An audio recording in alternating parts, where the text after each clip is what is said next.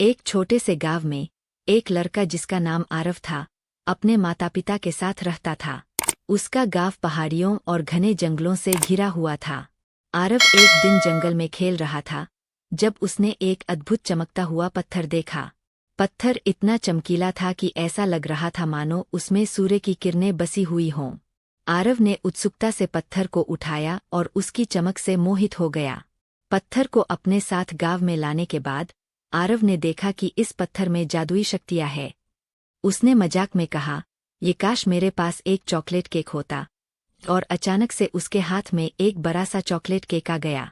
आरव हैरान रह गया, लेकिन जल्द ही उसकी हैरानी खुशी में बदल गई। आरव ने पत्थर के बारे में अपने दोस्तों को बताया। सबसे पहले तो उसके दोस्त भी हैरान हुए, लेकिन फिर वे भी पत्थर की शक्तियों का उपयोग करना चाहते थे। एक दोस्त ने कहा कि वह एक नई साइकिल चाहता है, और फौरन उसके सामने एक नई साइकिल आ गई। दूसरे दोस्त ने कहा कि वह गांव के मेले में सबसे बड़ा खिलौना चाहता है, और उसकी भी इच्छा पूरी हो गई। जैसे जैसे दोस्तों ने पत्थर का उपयोग किया, गांव में अजीब घटनाएं घटने लगीं। कुछ लोगों ने देखा कि उनके गायब हुए चीजें अचानक से वापस आ रही है, जबकि कुछ ने देखा कि उनकी बागवानी में नए नए फल उगने लगे हैं। गांव के लोग उत्साहित हो गए, लेकिन जल्द ही समस्या शुरू हो गई। कुछ लोगों ने देखा कि उनकी इच्छाएं पूरी होने के बाद दूसरे लोग उनसे ईर्ष्या करने लगे हैं। कुछ लोग तो पत्थर को अपने पास रखने के लिए लड़ाई करने लगे। गांव में असहमति और असंतोष फैलने लगा।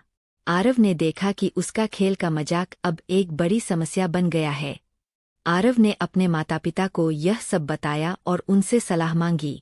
उन्होंने कहा कि जादू का उपयोग सोच समझकर करना चाहिए, और यदि इसका दुरुपयोग होता है तो इससे परेशानी हो सकती है। आरव ने सोचा कि पत्थर के कारण गांव में अशांति हो रही है, तो उसे कुछ करना चाहिए।